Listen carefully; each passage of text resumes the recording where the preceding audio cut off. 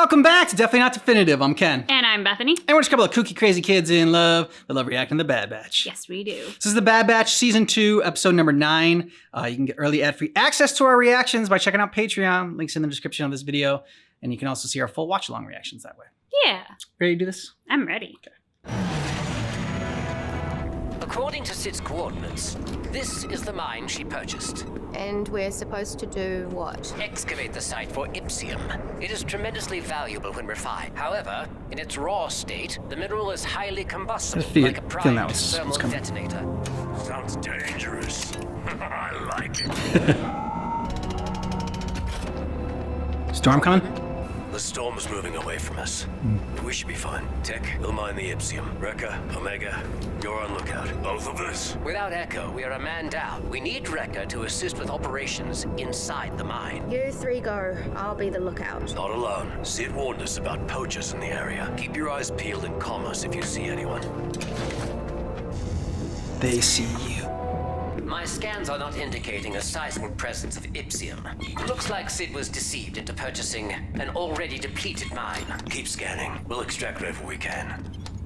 Wait, I am getting a faint reading. Jackpot. The Ipsium is going to be difficult to reach. We'll need to carve out a bigger opening in the rock to get to it. The mineral is far too unstable. Even the slightest friction around it can cause a destructive chain reaction. Then, what do you suggest? It hits a big monster and it comes up. What's with you? I was thinking about Echo. It's weird without him around. Yeah, but you'll get used to it. Omega, we require your assistance. On my way. Now what? Drill into the fossilized quartz until you reach the active Ipsium site. But you must be precise. If the mineral becomes compromised during the retrieval, Chain reaction explosion. Got it. Very careful. I know.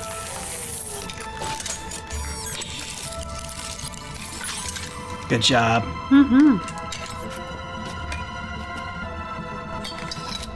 good. Okay.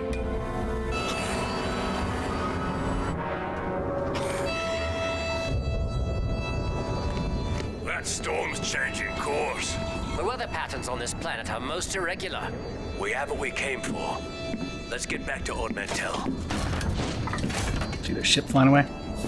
What is it, Hunter? That sounds like a ship.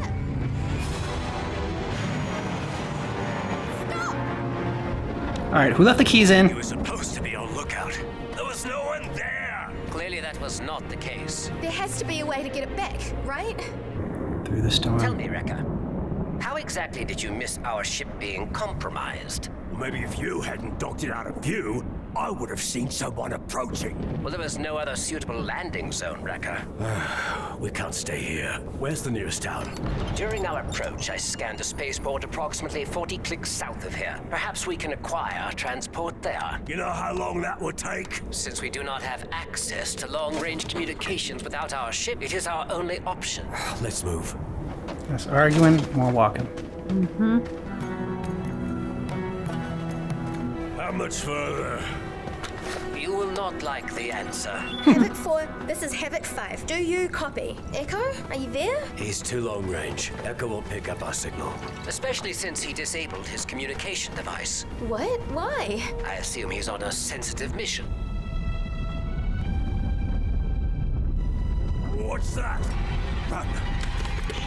Don't think it's anything good. Stampede. What are they running from?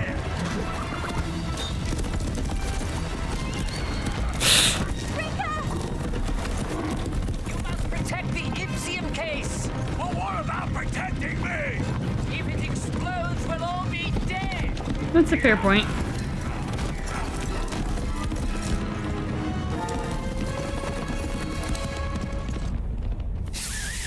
Good job, Wrecker. I'm back. Yeah, I I bet. advise not dropping it next time. What are you carrying? Fine. I was running from the storm. Well, that would certainly explain the stampede. Damn. It's like an electromagnetic storm. Maybe. There is another mine! 30 meters ahead!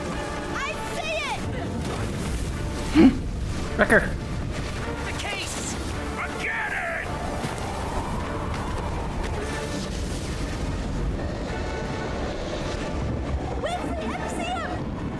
Get inside. This shit's gonna blow.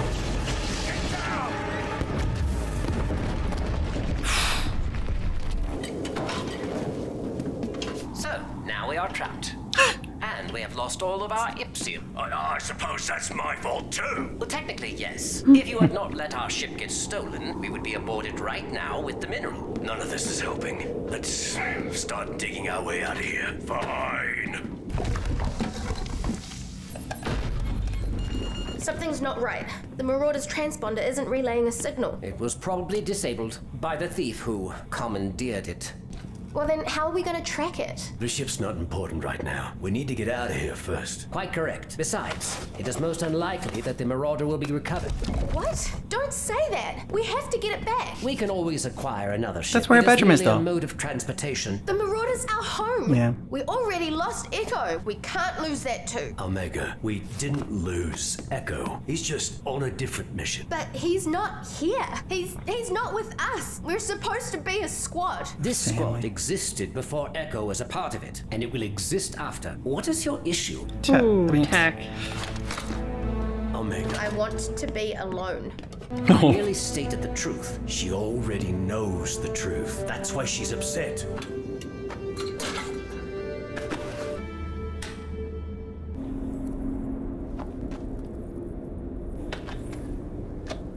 What other treasure will she find?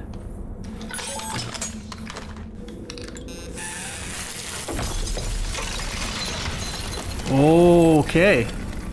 That's a lot. Do they have a way to store it now, though, and transport it? It's true. Especially since they don't have a ship to transport it in. It'll take days to clear a path at this rate. Complaining won't make it go faster. This operation would use a well-placed detonation. A small amount of Ipsium would be more than enough. Well, we had a small amount, but somebody dropped it. Fine. Since using the mineral was my mistake, I will search for any potential extractions within this mine. That's not the only mistake you need to fix. Yeah, go check on the kid. But she said she wanted to be alone. Look, she's clearly having a hard time adjusting to Echo leaving. Talk to her. Very well. A heart-to-heart from Tech.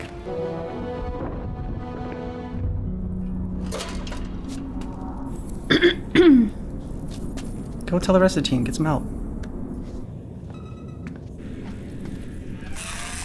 Omega, I'm busy. I can see that. Are you aware that you are surrounded by enough Ipsium that, if not handled correctly, could take down this entire cavern? Then you better not distract me. Thought we could use this to blow our way through the cave in. I came to a similar conclusion myself. Little help? This vein appears to be much more pure than what we found in Sid's mine. Perhaps you should extract as much Ipsium as you can. You trust me to do that? I am fully aware you are capable of the task. Grab the empty vials from my satchel. I mean, she needed to hear that. That's like How many are left? good of a heart This to is heart the as you're gonna last get from one.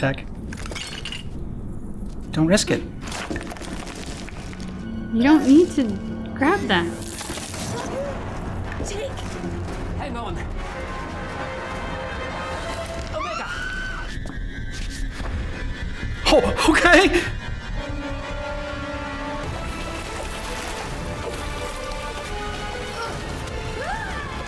Where's that taking you? What is it, Hunter? Tech, come in. Omega, do you copy? Something's wrong.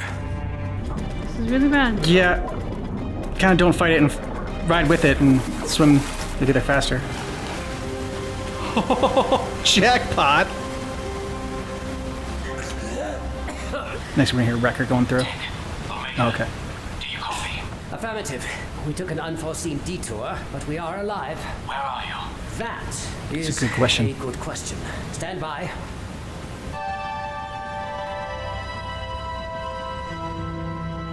Tick! Look! All right, have them blow up their end. Is a passageway And then find just beyond this wall. We can use the Ipsium you mine to access it. Hunter, we found an alternate way out, but you will need to retrieve our gear. Found it! All right, Tech. We've got the gear and the Ipsium. Good. Next, you will need to carefully scale down the narrow crevasse and descend into the aqueduct below. You will come upon us once the rapids eject you over the waterfall. But you must not compromise the mineral vials, or you will perish. You gotta be kidding me. Hang tight. We're on our way. I hate this planet. We will be out of this cavern in short order once they arrive with the mineral. Except we still don't have the Marauder or a way off this planet, and we can't contact Echo for help. We do not need help. We will figure out a solution, as we always do. Together. Everything is changing, and you don't even care. That's I'm life. not sure how I should care about change. It is a fundamental part of life. Echo left. Why doesn't that bother you? I am aware that you miss him, but we have to adapt and move on. That is what soldiers do. We're more than that. We're a family. There it aren't is. we? Yeah. Yes, of course we are. Then why don't you act like it? In the mouth of Biggs. Echo chose a different path, as did Crosshair. I have to respect A their little different though decision. for Echo. Even though it can be difficult to understand, we must carry on. I may process moments and thoughts differently, but it does not mean that I feel any less than you. Well said. Mm-hmm. And what we needed some humor to break that up.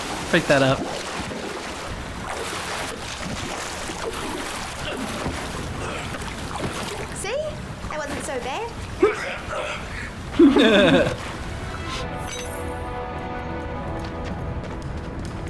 How come he gets to blow it up? If the shot is not precise, it will cause another cave-in.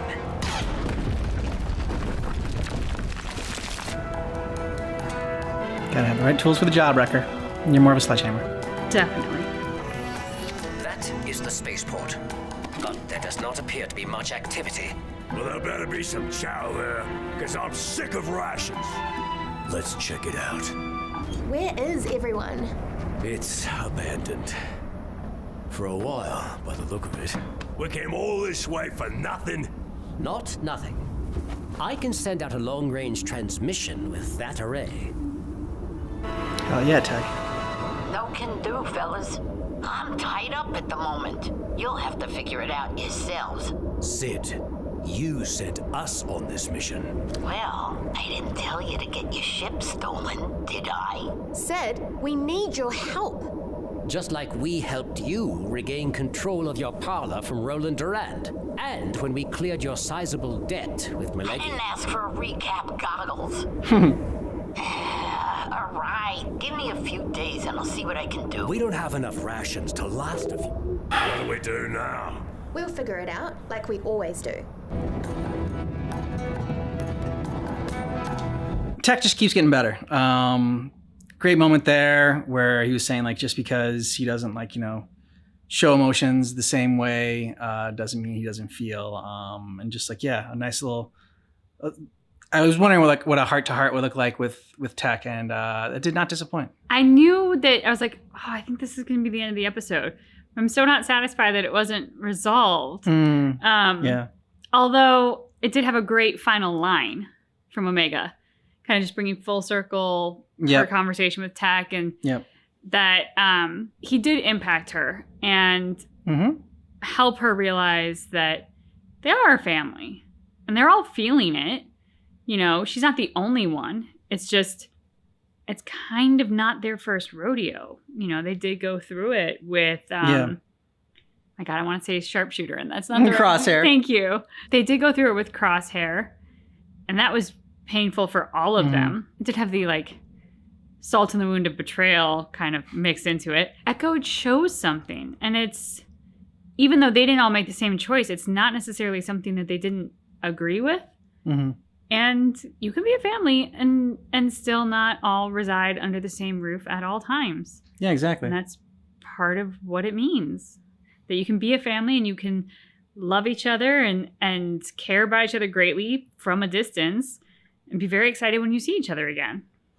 And no one support that family member in going off and finding their way and doing what they feel like they need to do. I love that Tech did say that that's change is inevitable and it is just a part of life. But when man, when you're a kid, you don't like, there are certain moments you just want to like hold on to and like, you know, cherish them forever. That's why like, you know, nostalgia is such a huge like drug or whatever, is because there's, I don't know, when you're a kid, every moment just seems bigger.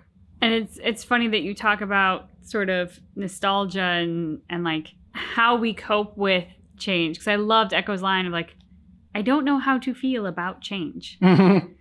And that's true. Like, I mean, I think if somebody were to ask me how I feel about change, like the reality of it, the concept of it, my answer probably would be very similar to Tech's. It's inevitable. It's a fundamental part of life. Now, like, if you were to ask me how I feel about my dog passing away, well, that's a pretty bad change. Yeah. I don't like that change. If you were asking about like winning the lottery, okay, that's a good one. I'm on board, you know?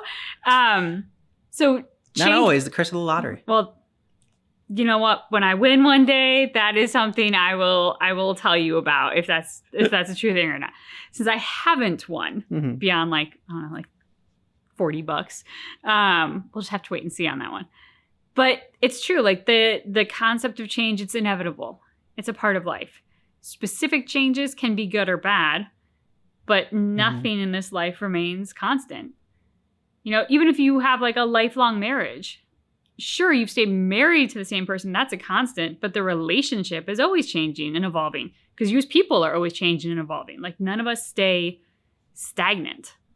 I don't even know if it's possible to stay stagnant as a human being. I mean, while it sounded kind of very techy and not so human for Tech to respond the way he did, when I stop and think of it, I'm like, yeah, that's probably how I would answer in a lot of ways.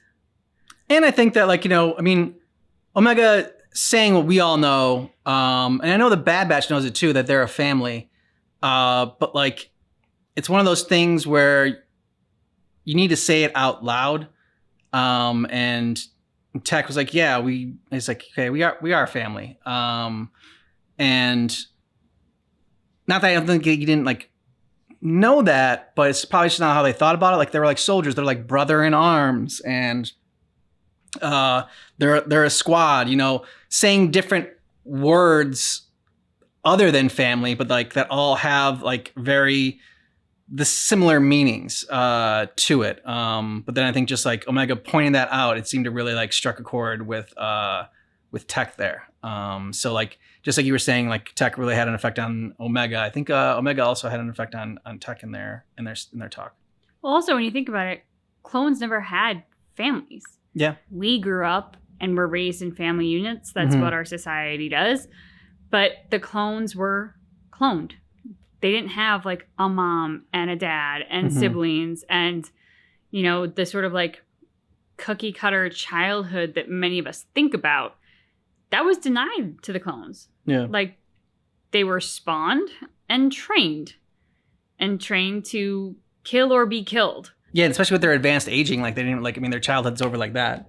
Yeah. So Omega, I mean, in some ways, it's kind of incredible that Omega has the concept of family so instilled in her. But she does, and she very readily attaches to the emotion and the meaning of it. But the clones never had the opportunity. So I think to what you said in terms of like being brother in arms and like having that feeling for each other without necessarily knowing how to identify it or the word, they probably hadn't really explored the concept of family very much in their lives.